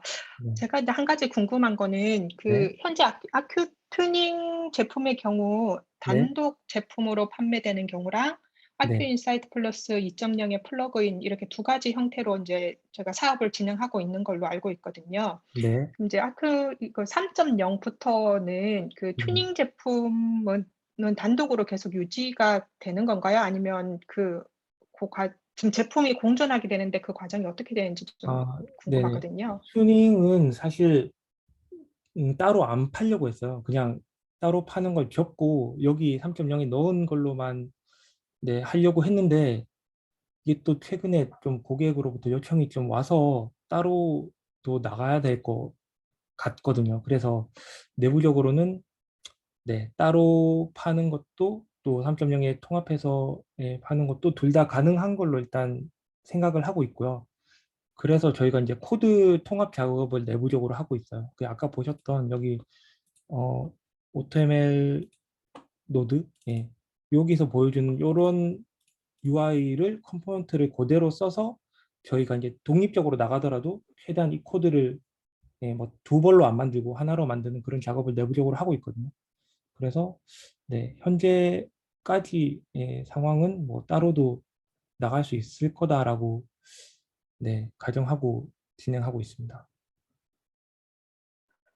네, 그렇죠. 한 가지 더 질문이 있는데요. 네네. 그 앞부분에 그 강 팀장님 설명하신 부분에 보니까 데이터 네, 로봇이랑 그 인티그레이션 하는 계획이 들어가 있더라고요. 네네, 있습니다. 그러면 기존에 저도 이제 잘 모르는데 데이터 네, 로봇의 가장 큰 게 이제 AutoML 기능을 가장 많이 이야기하고 있는 걸로 보이는데 네, 기존의 아큐 튜닝의 기능이 여기 들어가 있는 거잖아요. 그럼 네네, 거의 뭐 카니발레이제이션 뭐 이런 것도 좀 우려될 것 같은데 어떤 그렇습니다. 형태로 되는지 네, 궁금하거든요. 그래서 저희도 내부적으로 되게 고민이 많은데 아예 저희가 데이터 로봇을 인수했다면 또 얘기가 다르잖아요. 그냥 저희가 갖다 쓰면 되는데 이게 지금 커밋먼트에 걸려 있는 부분이라 사실 좀 애매하긴 하거든요. 그래서 일단 계획은 저희가 10월까지는 여기 이제 모델링 노드 중에 일부를 데이터 로봇 노드를 하나 만들 거예요. 데이터 로봇 연동 노드를 하나 만들어서 지금 이제 데이터 로봇이 AWS에 올려서 저희가 지금 테스트를 하려고 하고 있거든요. 그래서 쓸 수 있는 API들이 좀 있더라고요. 그런 걸 이용해서 데이터 로봇이랑 연동할 수 있는 노드를 10월 때까지 하나 만드는 게 목표고, 두 번째는 저희 AutoML 안에 이제 기능들 중에 이제 저희도 이제 여러 가지 기능들이 있지만 데이터 로봇에서 제공하는 기능들 중에 성능이 우리보다 좀 많이 괜찮거나 우리 쪽이랑 같이 제공하면 괜찮을 만한 기능들이 있을 거예요. 그런 걸 지금 찾고 있거든요. 그런 것들을 저희 쪽에 통합을 할 거예요. 그래서 예를 들면 여기 이제 뭐 특정 기능이 하나 더 생기는데 그거를 체크하면 이제 그 부분은 데이터 로봇의 API를 써서 돌아가는, 이렇게 눈에는 안 보이지만 이제 안에 완전 녹여내는 그런 작업을 할 거거든요. 그게 이제 10월부터 아마 연말까지 진행이 될 예정입니다. 그렇게 예, 일단 준비하고 있어요. 그래서 사실 이제 데이터 로봇을 뭐 저희 오토멜을 대체한다거나 하지는 않을 거고요. 오토멜은 또 오토멜만의 장점이 있기 때문에 저희가 물론 뭐 오토멜을 암만 지금 인력으로 암만 잘 만든다고 해도 데이터 로봇을 능가할 수는 없을 거잖아요. 근데 저희만의 장점이 있기 때문에 좀 네, 서로 시너지가 날 수 있는 부분을 찾고 있어요. 데이터 로봇의 모든 기능을 다 가져오지는 않을 거고요. 네, 저희 쪽에 없는 것 중에 저희의 네, 단점을 좀 극복해 줄 수 있는 기능들이 있으면 네, 그런 것들을 API로 먼저 만들고 그게 좀 괜찮으면 나중에 저희가 그 부분을 독자 개발해서 뭐 대체하고 뭐 이렇게도 할 수 있을 거고요. 네, 그런 식으로 계획하고 있습니다. 네, 감사합니다. 저 정말 마지막으로 질문 하나 더 드릴게요. 네네네. 그 실제 그 트라이얼 계정을 네. 고객사한테 좀 제공해 줄 수 있는 그 시기를 언제쯤으로 보고 계신가요? 저희도 핸즈온 교육을 좀 네네. 준비를 해야 될 것 같아서요. 네네네. 그 시기는 저희가 한 9월 중순 이후로 생각을 하고 있고요. 지금 이제 고객사의 트라이얼 계정 권한 설정은 어느 정도 되어 있거든요. 좀 더 세분화하긴 해야 되는데 좀 많은 부분이 막을 거예요. 그러니까 프로젝트 생성을 막을 거고요.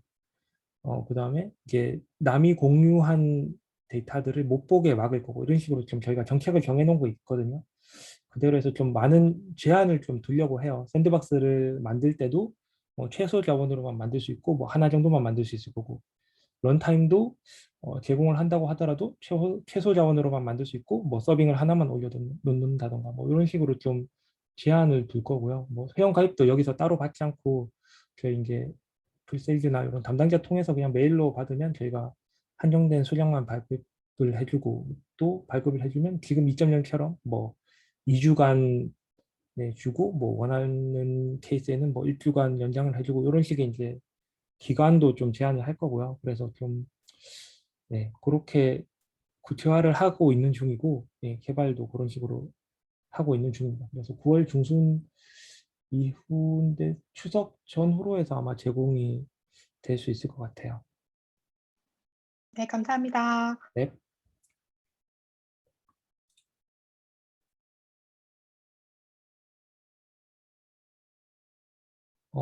그리고 김기훈 하나씩 네, 박성원 네. 네, 밀려님이 주셨던 UX에 대한 질문을 네. 박성 매니저님께서 해주셔서 UX 디자인 할 때 다른 경쟁 제품과 가장 차별화 및 경쟁력 있는 서비스와 UX를 어떻게 설계했는지, 그리고 그게 반영된 대표적인 화면을 소개해달라고 하셨는데, 초반에 말씀드렸던 것처럼 그 기존의 저희 사용자의 의견도 들어보고 시중에 나와 있는 유사한 제품군도 리서치를 한 과정을 통해서 했고요. 특히 저희가 이게 잘 반영됐다고 생각하는 화면은 지금 보고 계시는 워크플로우 화면입니다. 이게 모든 업무의 중심이 되고 대표 화면이라고 볼 수 있기 때문에 이게 가장 저희가 외적으로 보이는 거에도 많이 고민을 한 화면이고요.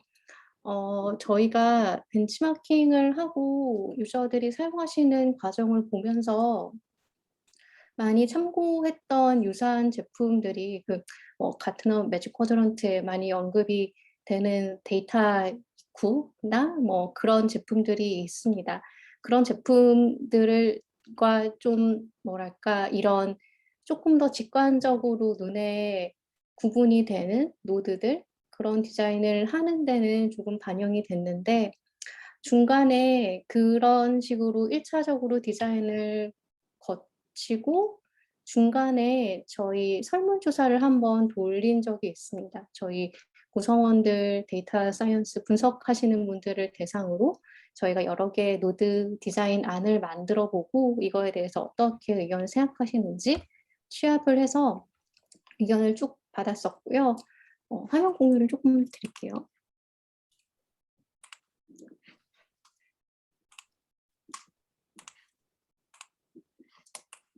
네. 초기에 저희가 화면을 잡았던 부분이 이런 부분입니다. 사용자, 이게 기존의 2.0과 저희가 차별화된 포인트 자체가 하나의 노드 자체에 내용이 뭐 이런 카드와 같이 텍스트가 있고 아이콘이 작게 붙어 있는 이런 부분에서 정말 좀 아이콘 위주로 딱 눈에 명확하게 대비가 되는 걸로 전환을 했었는데, 이렇게 전환을 하다 보니까 이렇게 디자인이 나왔고, 이거에 대한 의견을 취합했을 때 사용자분들이 조금 너무 팬시하다, 장난감 같다 라는 의견도 있었고, 저희가 그런 의견을 들었을 때 저희가 추구하는 어큐인사이트 3.0의 제품의 이미지, 뭐 추구하는 아이덴티티랑 차별이 있는 것 같아서 이것보다는 조금 더 전문적인 룩이 되어야 된다고 생각을 했어요. 그래서 이런 워크플로우 디자인이 어디에서 출발이 됐는지를 찾아보니까 기본적으로 저희가 플로우 차트를 그리는 약간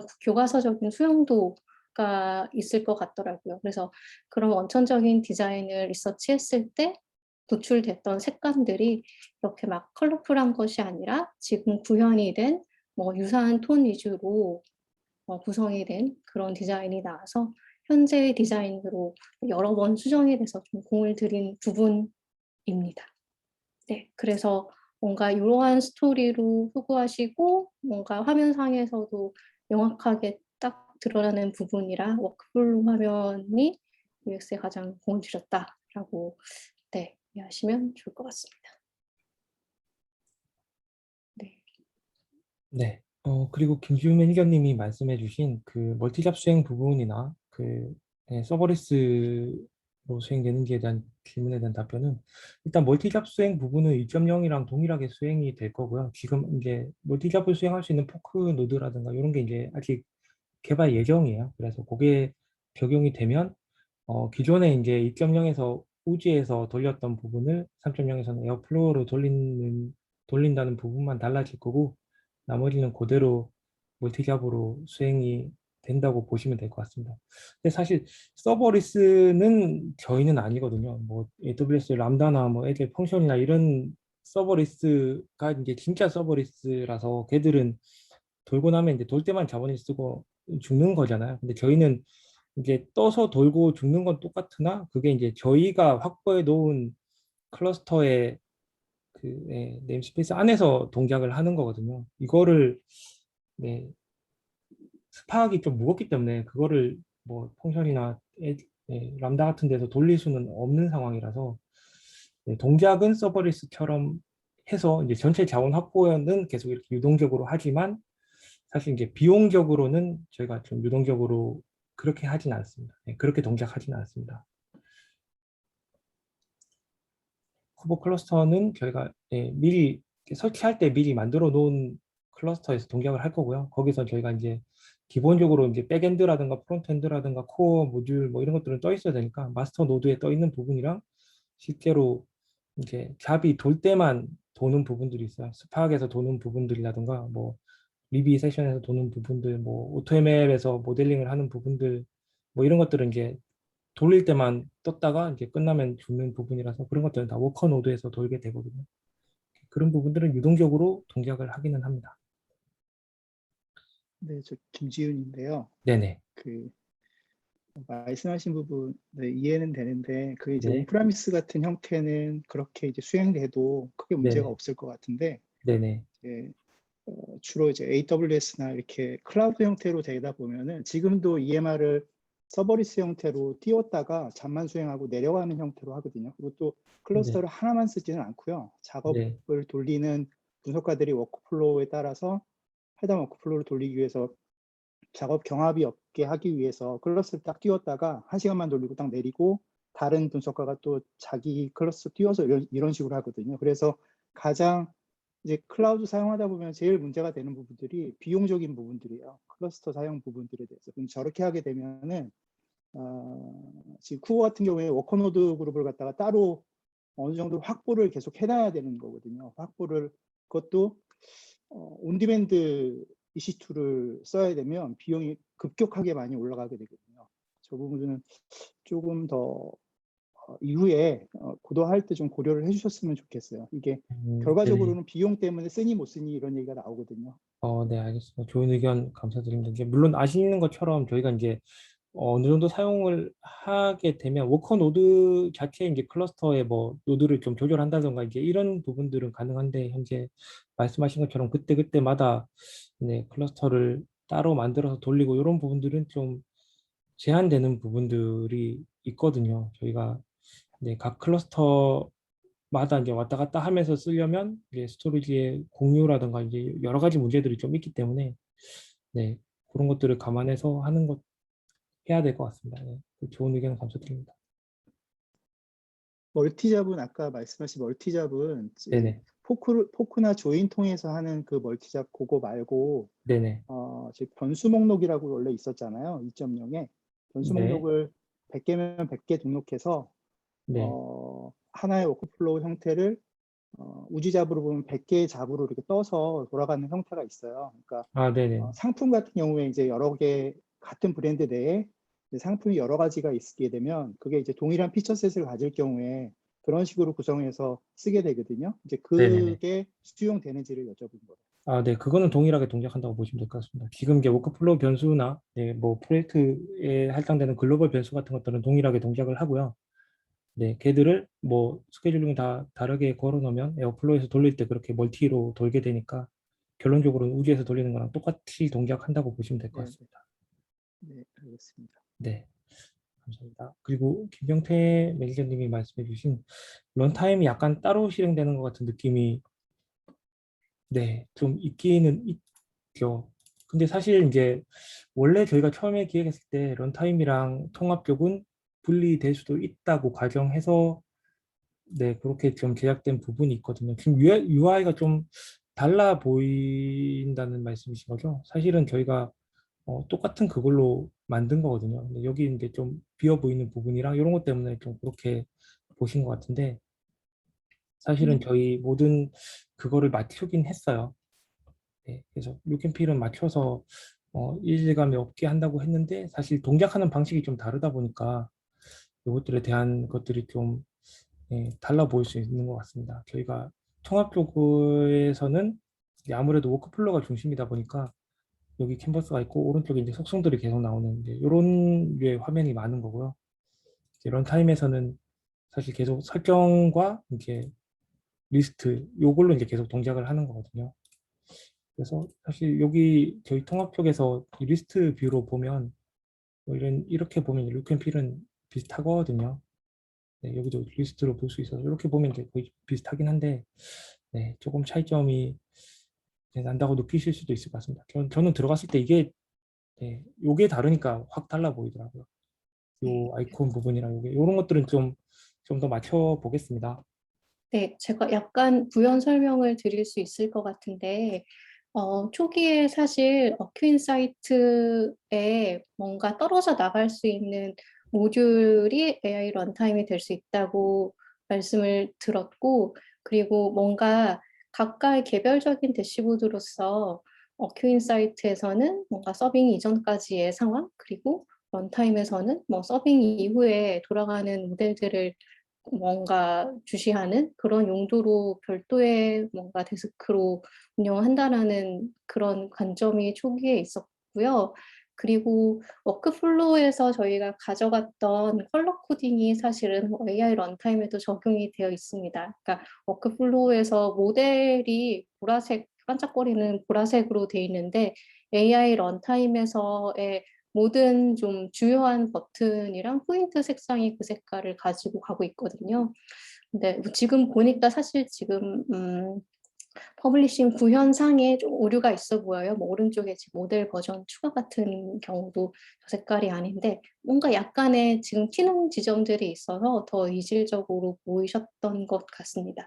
그리고 상단의 그 GMB 메뉴 같은 경우에도 왼쪽이 좀 이질적으로 보이는 요소가 된다는 것도 이해가 되는데 사실은 오른쪽에도 통합 대시보드, 통합 GMB 같이 오른쪽에 메뉴들이 쫑쫑쫑쫑 있는 게 정상입니다. 그래서 그런 것들이 제대로 구현이 되면은 조금 느끼시는 게 다를 수도 있지 않을까 생각합니다.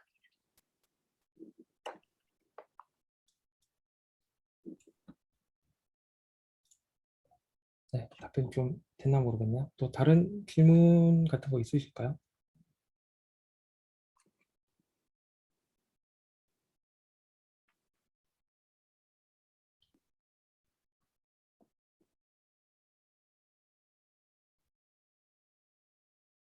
없으신 것 같네요.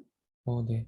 그럼 특별한 질문이 없으시면 딱 3시가 됐네요. 여기서 네, 마무리를 하도록 하고요. 더 추가로 필요한 자료나 뭐 질문이나 이런 게 있으시면 네, 언제든지 네, 뭐 저나 저희 뭐 강태우 리더 아니면 권민정 리더 네, 뭐 박혜림 매니저님 통해서 그냥 편하게 말씀해 주시면 언제든지 답변 드리겠습니다.